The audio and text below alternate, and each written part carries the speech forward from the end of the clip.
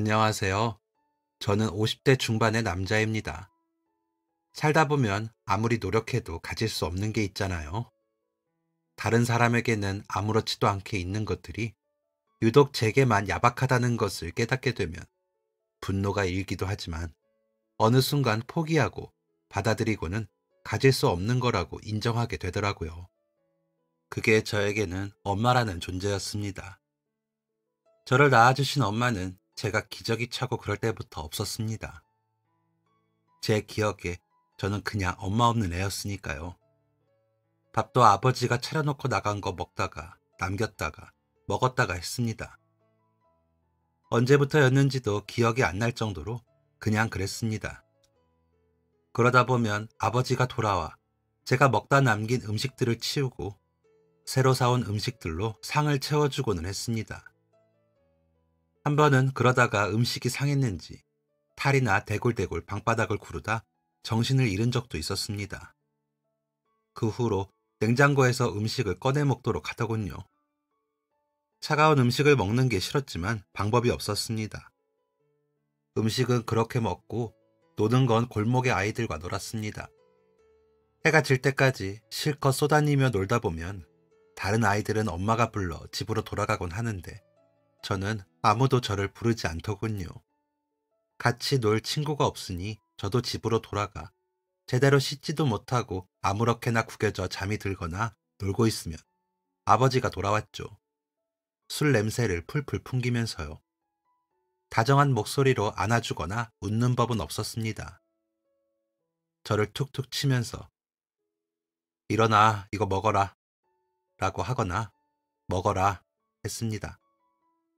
그때가 하루 중 유일하게 따뜻하게 온기가 있는 음식을 먹을 수 있는 시간이었기에 저는 얼른 음식에 다가가 허겁지겁 먹었습니다. 어쩌다 한번 저를 데리고 동네 식당에 가 고기를 먹이기도 했는데 그날이 저는 제일 좋은 날이기도 했습니다. 식당 아주머니들이 아빠 따라왔어? 많이 먹어 라고 말해주어서 좋았습니다. 누구라도 제게 아는 척하고 웃어주는 게 좋았던 것 같습니다. 그러다 제 나이 또래 아이들이 엄마와 앉아 고기를 구워 먹는 모습을 보면 주눅이 들어 고개 숙이고 밥을 먹어야 했지만 그래도 외식하는 날이 기다려졌습니다. 아버지는 그런 제가 탐탁치 않았는지 팍팍 좀 먹어라 기껏 데려왔더니 라며 짜증 아닌 짜증을 내고는 했습니다. 그러면 또 저는 얼른 먹었습니다.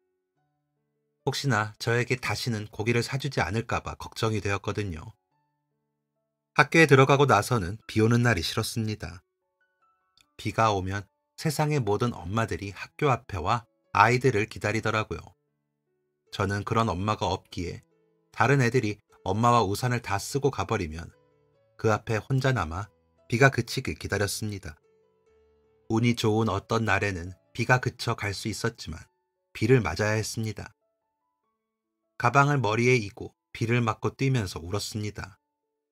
왜 나는 엄마가 없을까 하고 생각을 해봐도 알 수가 없었습니다. 제가 말을 안 듣고 공부도 열심히 안 해서 그런 건가 싶었지만 저보다 말도 안 듣고 공부도 못하는 친구는 그래도 엄마가 있더라고요. 그래서 그냥 나는 엄마가 없는 불쌍한 애구나 그렇게 받아들였습니다. 제가 저를 불쌍하다고 생각하고 나니 다른 사람이 저를 불쌍하다고 하는 게 싫더라고요. 그래서 일부러 더 씩씩한 척하고 다니기도 했습니다. 그러다 제가 초등학교 3학년이 얼마 남지 않았을 때 아버지는 한 여자를 데리고 왔습니다. 눈이 크고 인상을 쓴 여자였죠. 여자는 집 안으로 들어오더니 천천히 여기저기 보더군요. 그러더니 저를 내려다보면서 아유 불쌍해라. 요 어린 게 얼마나 힘들었을까. 이제 아줌마가 맛있는 거 많이 해줄게. 아니 이제는 엄마라고 해. 엄마 해봐. 라고 하면서 저를 끌어안는데 가슴이 두근거렸습니다. 엄마가 생긴 것 같아서요. 하지만 그것은 저만의 기대였고 두근거림이었습니다. 그 여자는 아버지가 있을 때는 처음 왔을 때처럼 잘해주었습니다. 도시락도 싸주고 저를 씻겨도 주고 옷도 잘 빨고 말려 입혀주었으니까요. 눈도 맞추고 맛있게 먹어 라면서 제 숟가락 위에 반찬도 올려주었죠. 여자가 오고 아버지는 술도 마시지 않고 전보다 더 일찍 집에 왔습니다. 제 옷이며 신발을 사오기도 했고 치킨을 한 마리 사오기도 했습니다. 저와 함께 가던 식당에는 이제 그 여자와 같이 갔습니다. 그 모습이 마치 다정한 가족처럼 보여 더 이상 기가 죽지도 않았습니다. 식당 아주머니들도 엄마랑 아빠랑 맛있는 거 먹으러 와서 좋겠다 하셨거든요. 그렇게 제게도 엄마가 생겼다고 생각했습니다. 그래서 그냥 좋았고요. 갑자기 내리는 비를 보면 조금 설레기도 했습니다. 엄마가 우산을 가지고 저를 데리러 오겠다는 기대가 저를 설레게 하더라고요. 수업을 마치고 쏴하며 쏟아지는 비를 보면서도 괜히 웃음이 났습니다. 저를 데리러 올 엄마의 모습을 상상하는데 너무 좋더라고요. 하지만 친구들이 모두 엄마와 우산을 쓰고 집으로 갔는데도 저는 집으로 갈 수가 없었습니다. 비는 계속 오는데 저를 데리러 올 엄마는 아무리 기다려도 나타나지 않더라고요. 괜히 엄마가 오기로 했는데 같이 전에도 했던 말을 해야 했죠. 혹시나 멀리서 보고 있나 싶어 목을 빼고 보기도 했습니다. 안 보이더라고요. 결국 모두가 떠난 학교를 저는 또다시 비를 맞으며 떠났습니다. 비를 홀딱 맞고 집에 도착해보니 그 여자는 방 한가운데서 쿨쿨 잠을 자고 있더라고요. 온몸이 젖은 채로 집으로 돌아온 저를 보고도 비 오니? 옷 벗어놓고 거기 있는 돈으로 간식 사 먹어 라고 하고는 다시 쿨쿨 잠을 자곤 했습니다. 그런데 제 마음이 이상했습니다. 이상하게 서럽고 화가 나면서 속이 상하더라고요. 그래서 그 자리에 쪼그리고 앉아 훌쩍훌쩍 울다가 흑흑거리다가 으앙하고 울어버렸습니다. 그러자 그 소리에 놀라 잠에서 깬 여자는 저를 보더니 아유 깜짝이야.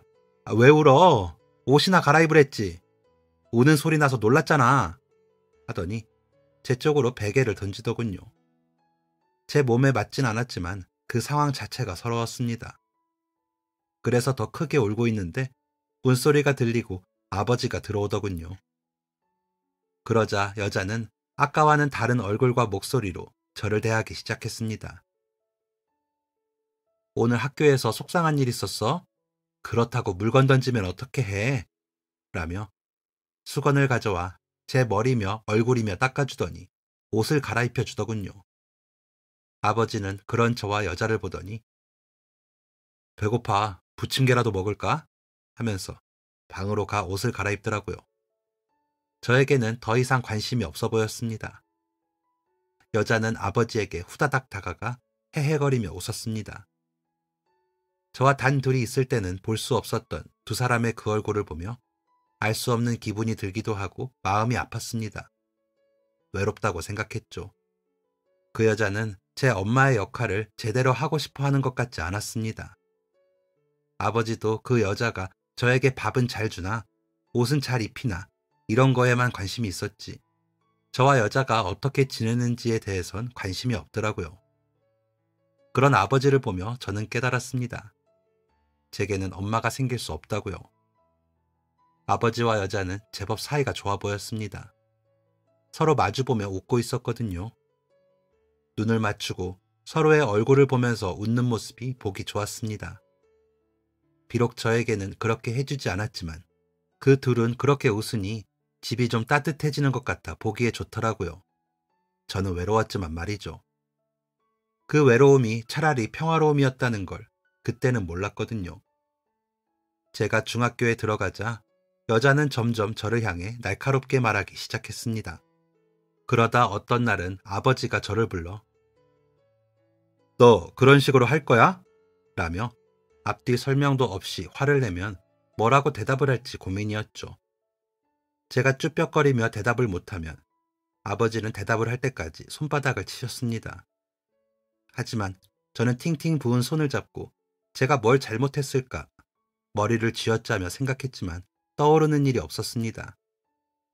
그저 학교에 다녀와 만화책을 본 것 말고는 없었습니다. 그래서 이리저리 생각을 하고 있으면 누가 엄마한테 욕을 해? 라던가 너 돈 가져가서 어디에 썼어? 라며 제가 하지도 않은 짓에 대해 물었습니다. 저는 한 적도 없는 일에 대해 뭐라고 해야 하는 건지 몰라 울었습니다. 중학생이어도 또래보다 키도 덩치도 작은 저는 우는 수밖에 없더라고요. 서럽고 아프고 속상했지만 그 억울함과 외로움을 어디에도 말을 못했습니다. 말하지 못한 그 마음은 점점 쌓이더니 화가 되었습니다. 그래서 그런 건지 그 여자가 무슨 말만 해도 화를 내거나 짜증을 내게 되더라고요. 저도 모르게 그러고 나서 멋쩍기도 했지만 그러고 나면 조금 속이 시원했습니다. 물론 그 대가는 아버지가 집에 돌아오면 받게 되었죠. 잘못했다고 빌면서 우는 저를 보고 아버지는 누굴 닮아서 저래?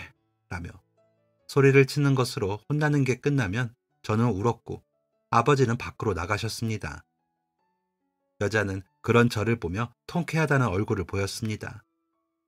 그래봤자 너희 아버지는 내 편이야 라는 듯 과시하는 것처럼 보였죠. 아버지가 보지 못하도록 교묘하게 표정을 지으며 저를 보는 여자의 얼굴은 세상에서 가장 역겹다고 생각을 했습니다. 어린아이 하나를 놓고 어른 둘이서 힘을 자랑하는 듯한 모습이 역하더라고요. 확실하게 제가 바라던 엄마의 표정이나 행동은 아니라는 것도 알았죠. 그런데 더 미운 것은 아버지였습니다. 제 마음은 돌봐주지 않았으니까요. 그때부터 저는 마음의 문을 닫고 지냈던 것 같습니다. 얼마 되지 않는 용돈을 받으면서 감사하다는 말은 했지만 진심은 아니었죠. 최대한 부딪히지 않고 지내기 위해 제 방에서 나가지 않았습니다. 하지만 여자는 이상할 정도로 외출을 잘 하지 않고 시장 가는 것도 꺼렸기에 제게 심부름을 잘 시켰는데 아버지는 그 부분을 굉장히 마음에 들어 하셨습니다. 반대로 저는 그 심부름 때문에 고역을 겪어야 했습니다. 병원에 가면 될 걸 번번이 이것저것 약을 사오라는 통에 방에 조용히 있고 싶어도 못 있고 수시로 드나들어야 해 귀찮기도 하고 표정을 숨기는 게 힘들었거든요. 그렇다고 웃을 수도 없고 착하게 대답하기도 싫은데 심부름은 안 할 수도 없으니 그렇게 괴로울 수가 없더라고요. 심부름을 하기가 싫어서 가끔 자는 척을 할 때도 있었습니다. 하지만 끝까지 깨워 심부름을 보내는 집요함을 보이는 그 여자를 이길 순 없었습니다. 터덜터덜 심부름을 겨우 다녀와도 마음에 차지 않으면 화를 내는 그 여자를 견디기도 힘들었기에 제 발걸음은 무겁기 짝이 없었습니다. 가끔 문 앞에서 퇴근에 들어오시는 아버지를 만나면 아버지는 웃으셨습니다. 여자가 밖에 다니지 않는 것을 정말 좋아하셨거든요. 저를 낳아준 어머니가 밖으로 돌다가 헤어졌다는 말을 들었기에 아마 여자가 밖으로 돌면 안 된다는 생각을 깊게 가진 아버지가 여자의 그런 점을 좋아했던 것 같습니다. 그래서 여자가 원하는 건 다 해주고 싶어 했던 것 같고요. 여자가 아버지의 비위를 잘 맞췄기에 둘은 사이가 좋았고 얼굴만 마주보면 웃었습니다. 여자가 아버지 기분을 잘 맞췄거든요. 아버지가 선물이라도 하는 날에 더 그랬죠. 아유, 내가 이래서 당신을 좋아해. 이게 뭐야? 너무 좋아. 라며 아버지의 기분이 좋아지도록 아부를 하는 모습도 싫었습니다. 여자가 그러면 아버지는 허허허 웃느라 정신이 빠져있는 모습이었거든요. 그러던 어느 날 제가 중학교 졸업을 앞둔 때였는데 밤에 갑자기 안방에서 언성이 높아지더니 아버지와 여자가 다투는 소리가 시끄럽게 들리더라고요. 나는 그 남자 무서워서 이혼해달라고 못한다니까. 내가 오죽하면 다 두고 도망왔겠어. 너무 무서워. 나 그 사람한테 잡히면 진짜 큰일 나. 당신이랑 이렇게 살기만 하면 돼. 나는 그냥 이렇게 살면 돼. 당신도 나만 있으면 된다며. 나는 나가는 거 무서워. 하도 맞아서. 라는 여자와 아무리 그래도 병원도 못 가고 이러고 살 거야? 조금 있으면 종현이 졸업인데 졸업식은 같이 가야 할 것 아니야. 라는 아버지가 목소리를 높이며 다투는 소리가 제 방까지 들렸습니다. 그제야 그 여자가 왜 나가지도 않고 집에서만 지냈는지 알겠더라고요. 전 남편과 이혼을 하지 않은 채 도망을 나와 살았던 겁니다. 심보만 곱게 썼어도 불쌍하다고 생각했겠지만 제게 하는 것으로 봐서 딱 여자에게 맞는 사람이었을 거라고 생각할 정도였죠. 하지만 아버지는 그런 여자가 너무 안쓰러웠는지 여자의 말대로 하더라고요. 그런 아버지가 답답했지만 차라리 그 여자 남편이 우리 집을 찾기를 바랐습니다. 아버지에게 거짓말로 저를 일러바치고 저를 들들 볶으며 부려먹는 여자가 너무 밉고 싫었거든요. 여자가 있는 집으로 돌아오는 게 싫을 정도로요. 갈 곳이 없어 집으로 돌아오면서도 너무 괴롭다고 생각했으니까요. 그나마 중학교 2학년 이후로 갑작스럽게 키도 크고 제 덩치가 커지면서 그나마 여자의 손찌검을 피할 수 있어 어릴 적보다는 맞아서 아픈 것이 나아지긴 했지만 여전히 아버지는 무서웠습니다. 아버지가 그 여자의 편을 드는 한 직접 부딪히지 않을 뿐이지 괴로운 것은 마찬가지였고 여자는 점점 더 지능적으로 저를 힘들게 하기에 싫었습니다. 사춘기여서 반항심도 커질 때라 그 미움과 화는 더 커졌고 그래서 매일 집에 들어가며 아무도 없기를 바라는 날들이 늘었습니다. 여자가 있어서 좋은 건 그저 음식과 빨래된 옷뿐이었습니다. 제 방 청소는 제가 하겠다고 해서 제가 하고 있었거든요. 아버지에게 잘 보이고 싶은 여자는 청소, 빨래, 음식에 정성을 기울였는데 꼭 공치사를 하듯이 제가 감사하다고 할 때까지 말을 걸었습니다. 그러다 제 태도가 마음에 안 들면 아버지가 들어오는 시간에 눈물을 뚝뚝 흘리면서 내가 계모라고 무시하는 거지 라고 하고요. 그러면 아버지는 저에게 소리를 치면서 화를 냈습니다. 어디 은혜도 모르고 고맙다 소리를 안 해? 라면서 억지로 감사 인사를 하게 했죠. 저는 그닥 고맙지도 않은데 억지로 고맙다 인사를 해야 했습니다. 빨래 개키는 거, 청소기 돌리는 거 다 제가 했는데 생색은 여자가 내니 감사 인사를 하지 않은 것이었는데 아버지는 여자 말만 들었으니까요. 여자의 심부름은 매일 3-4번이 넘었고 집안일도 제가 거의 도왔는데 아버지는 여자를 칭찬하며 대단하다 했습니다. 장도 제가 봐오고 파 까고 마늘 까고 빻는 일도 제가 하고 음식을 조리도 여자가 시키는 대로 제가 거의 다 했는데 말이죠. 여자는 간을 맞추고 접시에 담는 것만 하는데 그럴 때 아버지가 오셨죠. 국 하나를 먹더라도 인사치레를 해야 하는 분위기도 싫은데 제가 거의 다 한 음식과 빨래, 청소를 여자한테 고마워해야 하는 것도 이상했습니다. 아버지는 자신이 눈으로 본 것만 믿었기에 다 여자가 한 줄 알았죠. 저는 좀 억울하고 서러웠지만 말을 할 수도 없었습니다. 어쨌거나 아버지는 여자 편이라는 생각이 제게 박혀 있었으니까요. 너무 불편하고 이상한 것 투성이인 집이 점점 싫어지는 건 당연했습니다. 그런데도 아버지와 여자는 우리 천생연분이야 라며 좋아했죠. 여자를 만나기 전 술만 마시던 아버지보다는 나았기에 다행이긴 했지만 저는 여자가 오기 전이나 온 후나 여전히 힘들었습니다. 시장에서 봉지를 주렁주렁 달고 집으로 걷다 보면 내가 왜 이러고 있나 싶었고 이럴 거면 차라리 혼자 사는 게 나은 거 아닌가 하는 생각도 하고요. 그런 마음으로 집에서 지내다 보니 저는 점점 더 말이 없어지고 불만이 표정으로 드러났던 것 같습니다. 고등학교에 들어가면서 그게 심해졌죠. 아버지는 잘 안 풀리던 일이 그 여자가 오고 마음이 놓이니 잘 풀린다며. 너 지금 이만큼 먹고 사는 거 다 어머니 덕이니까 감사한 줄 알아. 라고 집안 살림 잘해주는 여자를 잘 만나 집이 잘 된 거라며 좋아했습니다. 아버지의 그런 말을 듣는 여자는 몸을 베베 꼬며 콧소리를 냈죠. 그 여자가 잘한다는 그 살림들이 다 제가 노력하는 건 줄은 모른 건지 여자 기분 맞춰주려 일부러 모르는 척 하는 건지는 모르겠지만 말이죠. 아버지가 그러니 여자는 더 기고만장했습니다. 목소리가 더 커졌죠. 여자의 목소리가 커질수록 저는 점점 더 말수가 줄어들었습니다. 어차피 말해도 소용이 없을 거라고 생각을 했죠.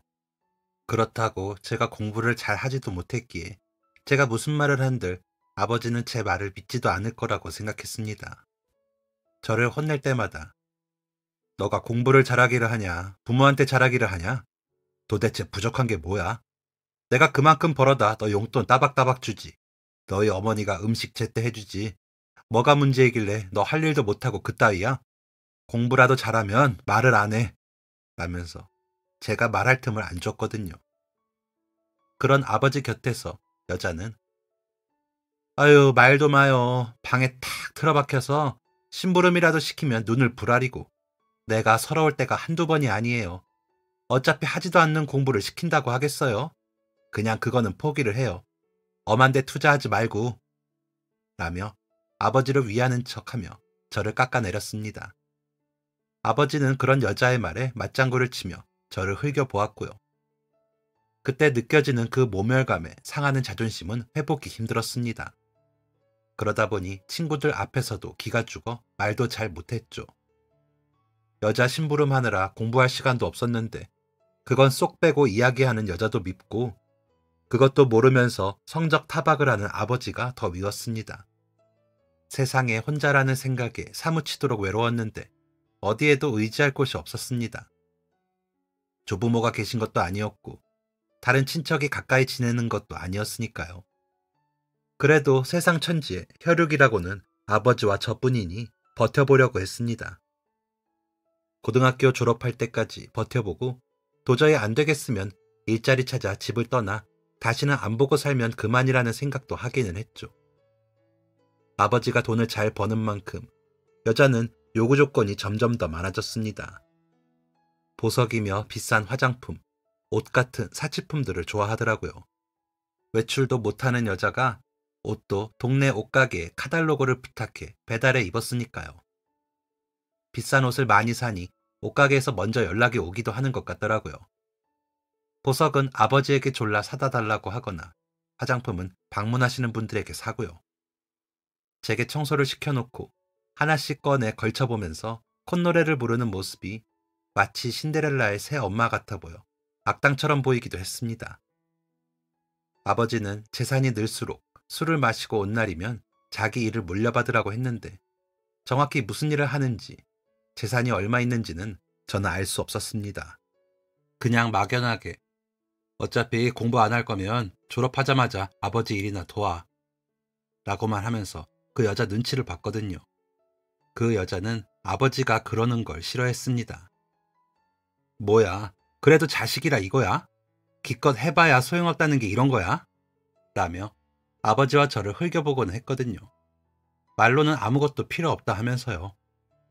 기껏 어린애 키워주고 힘들게 뒷바라지하면 뭘 할 거야. 빈 껍데기야.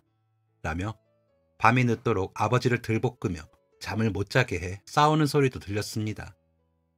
그런데도 아버지는 그 여자의 말이라면 거의 다 들어주었습니다. 저를 혼자 두고 일을 나갈 때 얼마나 괴로웠는지 말하면서 여자가 있어 안심이 된다며 좋아하더라고요. 정작 저는 여자 때문에 힘든 줄도 모르고 말이죠. 아버지가 안 계신 집에 여자와 단둘이 있는 일은 아무 일이 없어도 숨이 막혀서 화장실도 참다가 가는 것도 모르는 아버지가 원망스러웠습니다. 다 큰 고등학생 남자아이가 여자 하나 무서워할 거라고 생각도 못하는 것 같았죠. 오히려 저 때문에 그 여자가 힘들고 겁먹진 않을까 제 기를 죽이신 거죠. 제가 함부로 대들거나 그러면 그 여자가 떠날 수도 있으니까요. 하지만 제게는 그 정도 배짱이 없었습니다. 워낙 소심하기도 했고 겁이 많았거든요. 그나마 마음이 맞는 친구 몇몇 댁에도 집안 사정 이야기도 못하고 혼자서만 소가리를 하면서 그렇게 지냈습니다. 참는 수밖에 없다고 생각했습니다. 어쩌면 그때까지는 그래도 아버지인데 같이 지내야 된다는 게 마음속에 자리 잡고 있었고 비빌 언덕이 아버지라고 생각하기도 했던 것 같습니다. 하지만 그 여자는 저와는 다른 생각을 했던 것 같습니다.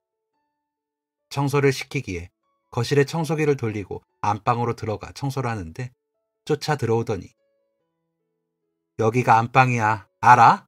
이러더군요. 무슨 생뚱맞은 소리인가 싶어 그냥 무시하고 하던 청소나 하려고 하는데 갑자기 제 손에서 청소기를 빼서 정리를 하더군요. 그래서 안방 밖으로 나가 제 방으로 가려는데 제 등을 세게 내리치는 겁니다. 아야, 뭐 하시는 거예요? 왜 갑자기 때리세요? 라고 놀라서 물으니 대답은 하지 않고 저를 마구잡이로 내리치면서 깨악 소리를 지르는 겁니다. 너무 크게 소리를 지르는 여자의 목소리에 놀라고 여기저기 맞은 곳이 아파 여자의 손목을 잡고 왜 이러시냐고요? 왜 때려요? 라며 막았습니다. 그러자 더 크게 소리를 지르더니 장롱에 있는 옷과 보석들을 다 쏟아내더군요. 저는 어안이 벙벙하여 여자가 하는 짓을 보고 있었는데 또다시 저에게 달려들더니 소리를 막 지르는 겁니다. 저는 하지 마세요. 왜 이러세요? 라며 막고 있는데 아버지가 들어오더군요. 그러자 여자는 여보, 나 살려줘! 라면서 아버지 뒤로 가 숨더라고요. 저는 이게 무슨 상황인가 몰라 어안이 벙벙한 채로 보고 있는데 여자가 막 울면서 내가 그랬지? 종현이 제가 아무래도 수상하다고. 내가 청소하는 사이에 세상에 방을 이렇게 해놓고 왜 그러냐고 했더니 나를 힘으로 누르고 여기 손목 좀 봐. 세상에. 내가 막으려고 하니까 나를 이라고 하더라고요. 너무 기가 막히고 어이가 없어서. 아니 제가 청소하려고 들어왔는데 갑자기 때리면서 소리 질렀잖아요. 물건도 다 쏟은 게 누군데? 라며 소리를 쳤습니다. 그 순간 눈앞이 번쩍하더군요. 아버지가 제 뺨에 손을 댄 거죠. 아니 그러면 너희 어머니가 혼자서 이 난리를 친다는 말이야? 너가 언제부터 안방을 청소했다고 여길 들어와? 아무것도 안 가지고 무슨 청소를 해? 너희 어머니가 방을 이렇게 할 이유가 있어? 어차피 다 자기 물건인데? 너 얼마 전부터 도둑질했다며. 용돈도 충분히 주는데 뭘 더 뒤져서 가져가려고 그랬어? 왜? 너도 너희 엄마처럼 도망이라도 가게? 라며 씩씩대더라고요. 여자는 아버지 뒤에 숨어 울면서 내가 계모라고 저러는 거지. 그래 내가 갈게. 오갈 데 없는 사람 여태 숨겨주고 그랬으면 됐어. 내 팔자에 당신같이 좋은 사람 만나 행복했지. 내가 죄인이지. 겨우 도망쳐서 이제 좀 사람처럼 사나 했는데 더 이상은 힘든가 봐. 이 꼴까지 보고 내가 종현이랑 어떻게 한 집에 살아. 내가 나가야지. 라면서 알 수 없는 말들을 하더라고요. 그런 여자를 아버지가 끌어안으며 이 사람아 가기는 어딜 가. 내가 이제 당신 없이 어떻게 살아. 그런 말은 빈소리라도 하지 마라. 당신처럼 가정적인 여자 만나 내가 얼마나 감사한데 가기는 어딜 가. 라고 할 때까지 그 여자가 왜 그러는지 몰랐습니다. 그런데 아버지와 끌어안고 울고불고 하는 그 모습을 보니 그 여자가 왜 그런 난리를 피웠는지 알겠더군요. 저를 내쫓으려고요. 제가 없어져야 속이 편할 것 같았는지 그런 거더라고요. 어차피 아버지는 제 말은 들어볼 생각도 없는 것 같고 나가겠다는 그 여자를 붙들고 우는 것으로 보아 그 집에서 제가 빠지면 될 일이더라고요. 그래서 아무 말 없이 제 방으로 가서 당장 필요한 것들만 챙기기 시작했습니다. 학교는 가야겠다는 생각에 교복은 챙겨 입고 책가방은 메고 티셔츠 몇 벌, 바지 몇 벌을 챙기는데 여자의 쏟아진 옷들과 양부터 비교가 되어 어이가 없더군요. 교복 안에 받쳐 입는 흰 티만 잔뜩이더라고요. 중학교에 다니기 시작하면서 아버지가 더 이상 옷도 사다 주지 않았거든요. 그렇게 짐가방을 챙겨 용돈을 모은 지갑을 꺼내 집을 나섰습니다. 25만 원 정도 있는 돈을 가지고 나가 하룻밤 정도는 어디서 지낼 수 있다고 생각을 했습니다.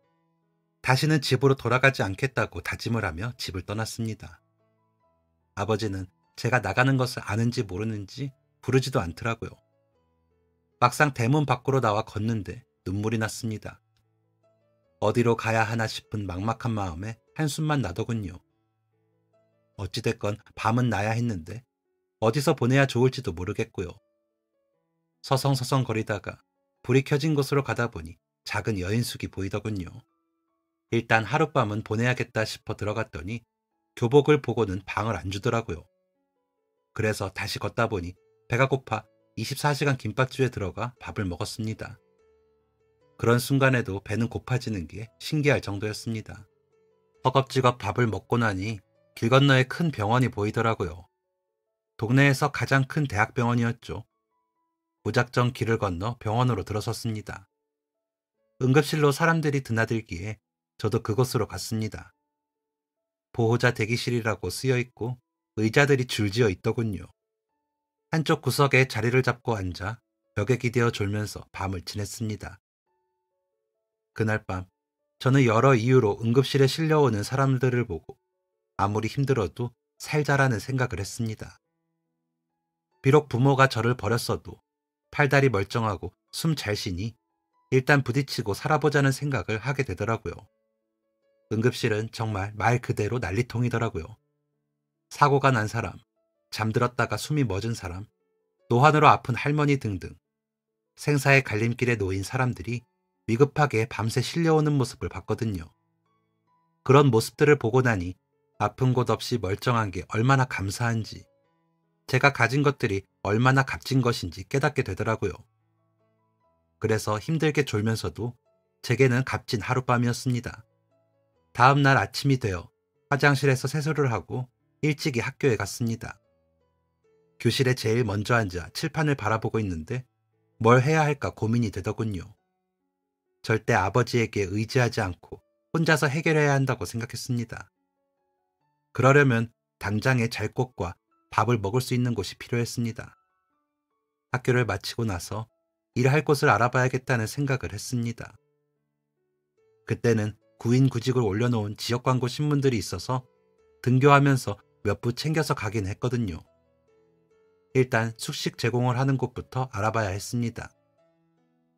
제일 좋은 건 학교를 다니면서 일할 수 있는 건데 가능하지 않다면 학교는 포기를 해야 하는 건가 하는 생각까지 했습니다.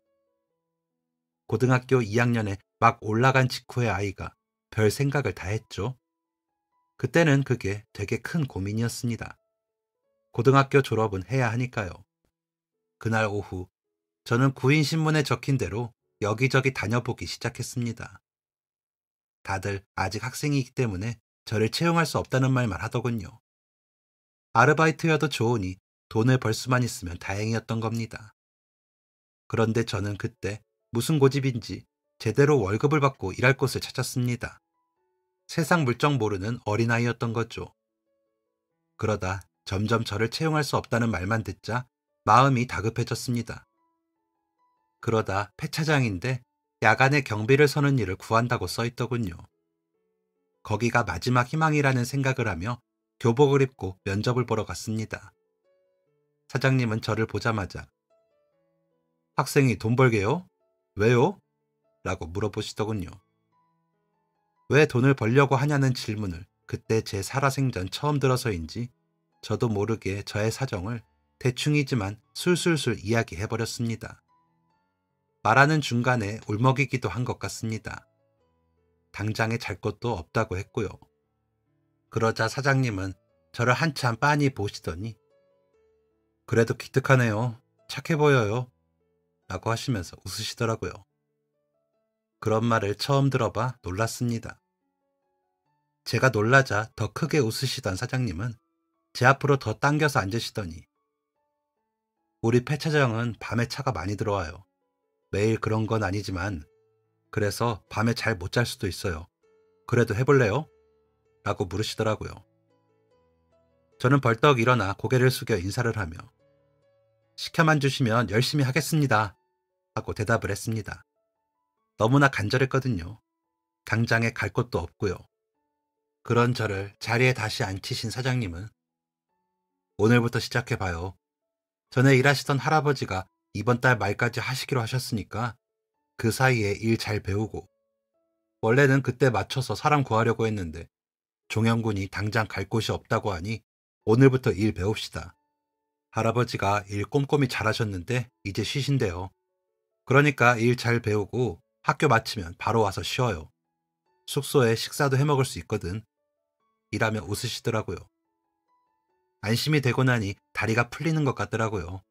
잠도 쏟아질 것 같고요. 사장님은 저를 데리고 숙소 겸 근무지로 데려다 주셨습니다. 컨테이너로 지어진 숙소는 생각보다 깨끗하더라고요. 짐가방과 책가방을 내려놓고 보니 작은 부엌도 있고요. 사장님은 이따가 할아버지 출근하실 때까지 쉬고 있어요. 라더니 나가셨습니다. 그제야 다리를 뻗고 앉은 저는 그 후로 기억이 없습니다. 거의 기절하듯이 잠이 든 것 같더라고요. 그렇게 자본 게 얼마만인지 그만두신다는 할아버지가 오셔서 저를 흔들어 깨우실 때까지 정신없이 잤습니다. 할아버지는 사장님께 이야기를 들으셨는지 저에게 하나하나 설명을 해주셨습니다. 그러시더니 원래 세상 사는 게 힘들어. 그냥 조금 일찍 겪는다 생각해. 라며 제 어깨를 토닥토닥 두드려 주시더라고요. 울컥해 눈물이 나려는 걸 겨우 참았습니다. 집에서 나온 지 겨우 하루밖에 되지 않았는데 세상이 달라진 것 같았습니다. 그렇게 저는 폐차장에서 야간 경비 일을 열심히 배웠습니다. 그래도 그 여자한테 부려먹히고 배웠다고 밥도 짓고 있는 재료로 반찬도 해먹고요. 사장님께서 도시락도 싸서 가야지 하시면서 밑반찬을 가져다 주시기도 했습니다. 너무 고맙더라고요. 저를 위해주는 사람이 생긴 것 같아 든든했고요. 할아버지는 장갑을 사다 주시며 필요해. 성실해서 일 잘할 거야 하셨습니다. 그 말도 왜 그렇게 기분이 좋고 기운이 나던지 좋더라고요. 누군가가 칭찬해주고 도움을 주려고 하는 게 얼마나 따뜻한 건지 알겠더라고요. 그러면서 아버지가 생각이 나긴 했습니다. 좀 걱정이 됐거든요. 제가 집을 나오기 전에 여자가 했던 행동들을 보면 그 여자가 아버지에게 무슨 짓을 할지 모른다는 생각이 들기도 해서 걱정이 되더라고요. 아버지가 조금만 제게 사장님처럼 할아버지처럼 해줬으면 얼마나 좋았을까 싶기도 하고요. 그랬으면 이렇게 안 됐을 텐데 싶기도 하고요. 그런 생각들을 하다 보니 어쨌든 제가 보란듯이 잘 지내야겠더라고요. 잘 살아야 당신들이 아니어도 잘 먹고 잘 살았다고 큰 소리 칠 수 있으니까요. 그러고 보니 언젠가는 다시 만날 생각은 하고 있긴 했네요. 그래도 천륜이라고. 아무튼 그렇게 할아버지께서 꼼꼼히 알려주시는 대로 열심히 일을 배웠습니다. 학교에 가서 조금 졸기는 했지만 그래도 열심히 학교 나갔습니다. 첫 월급을 받고는 사장님과 할아버지께 양말 세트 한 박스씩 선물로 드렸습니다. 너무 감사했거든요. 그만두신 할아버지 것은 사장님께 부탁드렸습니다. 사장님은 제가 드린 양말을 보시더니 웃으시며 우리 아들도 월급 받아서 사온 첫 선물이 양말이던데 고마워 라면서 제 머리를 쓰다듬어 주셨습니다. 사장님 아들은 대학에 다니다가 교환학생으로 호주에 가 있다고 하시더라고요. 장학생으로 뽑혀서 가 있는데 멀리 가 있으면 고생이지 라면서 수시로 사진을 보셨습니다. 그런 사장님을 보면 사장님 아들이 부러웠습니다. 아버지의 사랑을 그렇게 받는 아들이니까요. 그렇게 3개월쯤 일을 했을 때쯤 사장님 아들이 호주에서 졸업을 하고 한국으로 들어오신다며 종현아, 너도 와서 같이 밥 먹자. 우리 아들이 동생 생겨서 좋아할 거야 라고 하시더라고요. 어차피 근무는 밤 10시부터니 사장님 댁에서 저녁을 먹고 얼른 와 일을 하면 되겠더라고요. 그래서 좋다고 하고 사장님 집 주소를 받았습니다. 빈손으로 갈 수는 없으니 사장님 사시는 아파트 앞 상가에 있는 슈퍼에서 주스 세트를 사 주소에 적힌 대로 가 초인종을 눌렀습니다. 앞치마를 한 사장님이 문을 열어주시더군요.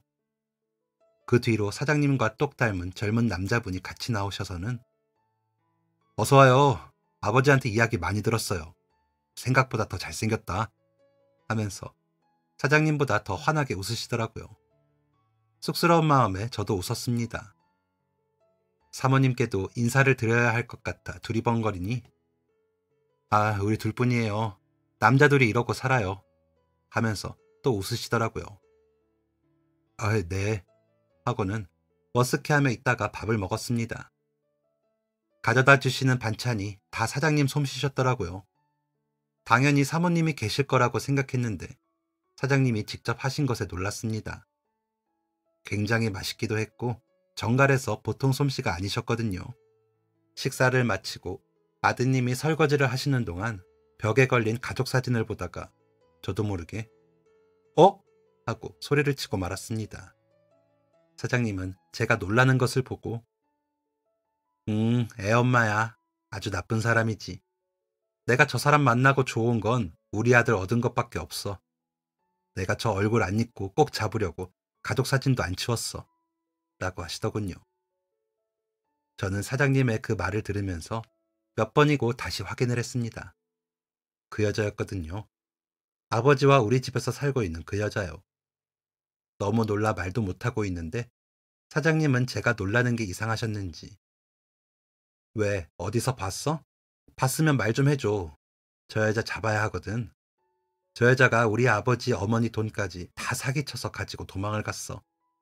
내 돈만 해서 갔으면 내가 찾지도 않을 텐데 어디 가서 살겠지 싶어서 나 몰래 우리 부모님한테 내 사업 망해간다고 거짓말해서 담보대출 받게 하고는 도망을 쳤어. 이혼도 안 하고 어디 가서 사는 건지 신고를 했는데도 잡지를 못하는 것 보면 외국으로 갔나 싶기도 하고 그때 우리 아들이 놀라서 한동안 말을 못했거든. 나는 나대로 다시 사업해 돈 메꾸느라 힘들었고 아이 참 내가 별소리를 다 하네. 종현이가 편해서 그래.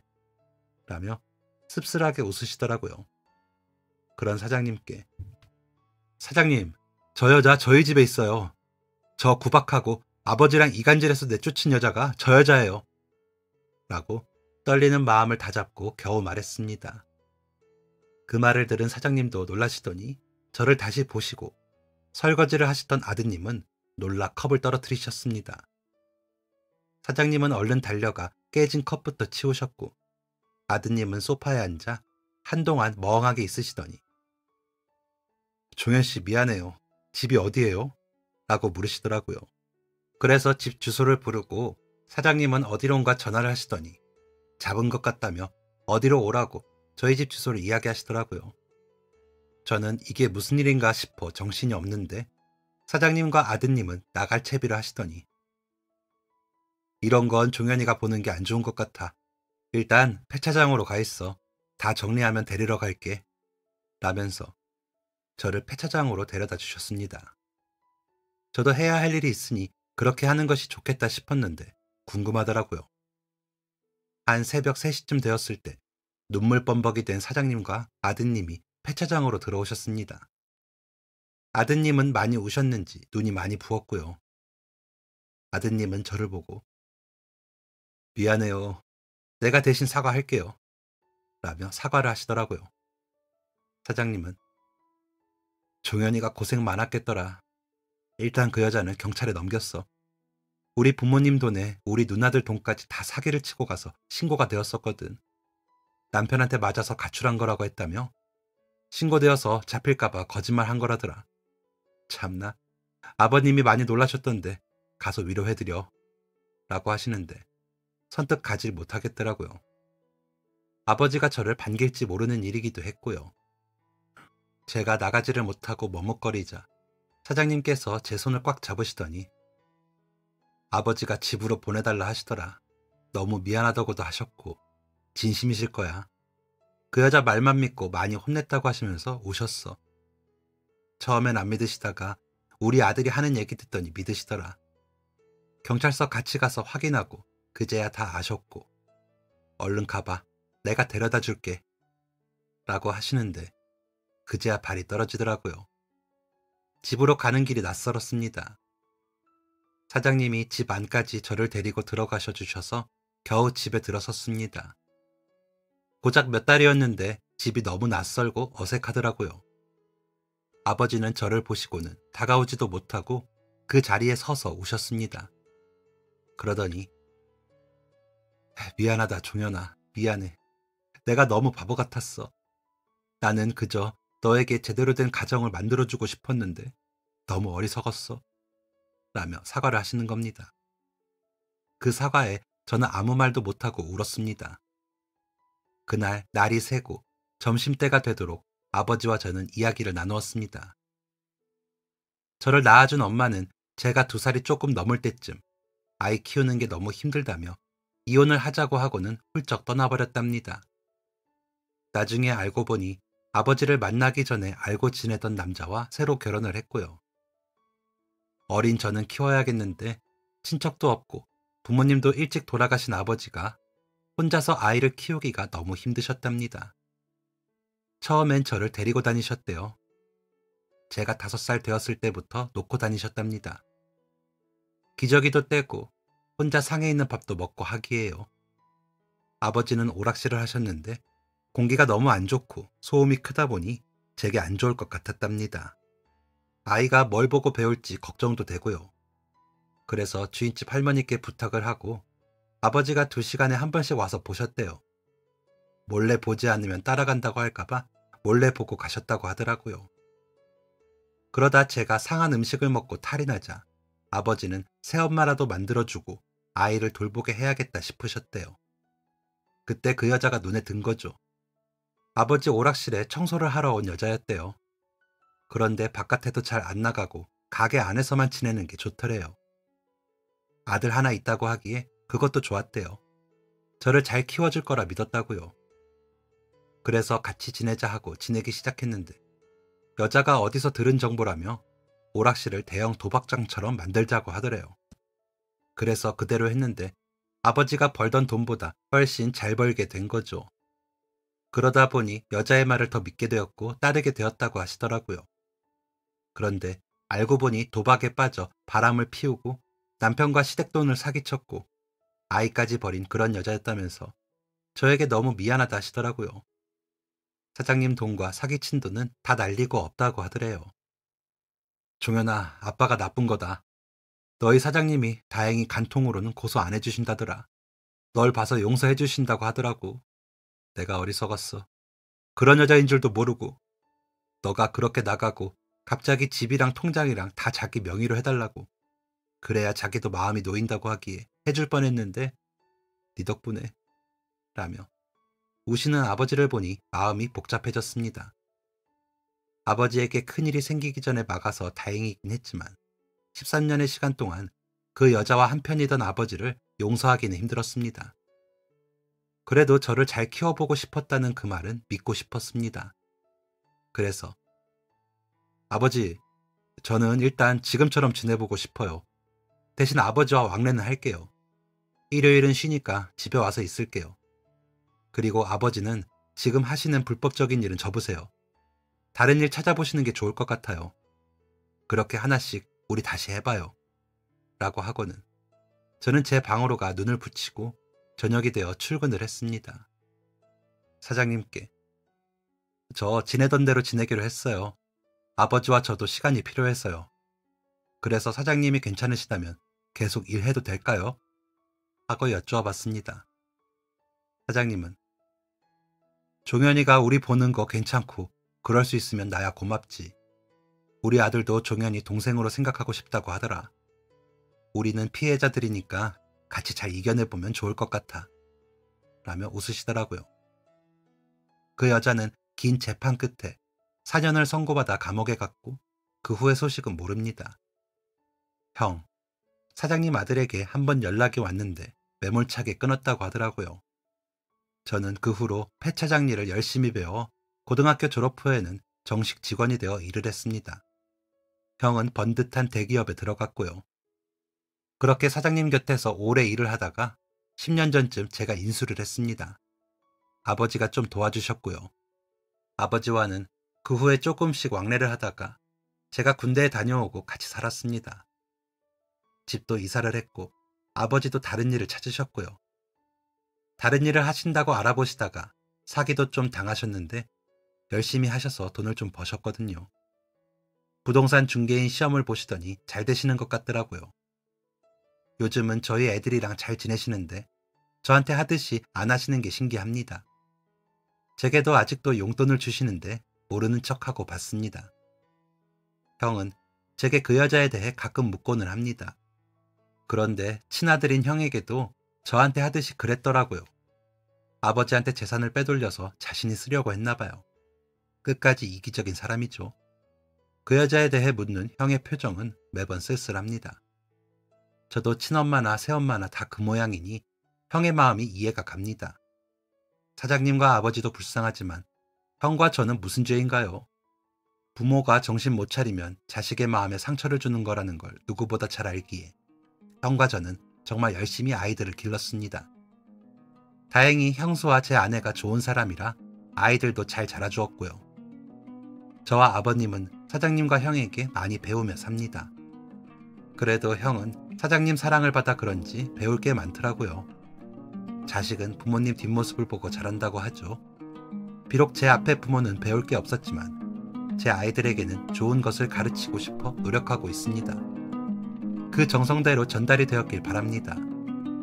여러분들도 자식에게 부끄럽지 않은 부모가 되시길 바라며 이만 제 사연을 마무리하겠습니다. 감사합니다. 지금까지 사연 들어주셔서 감사합니다. 사연이 재밌으셨다면 구독과 좋아요를 눌러주세요. 감사합니다. 안녕히 계세요.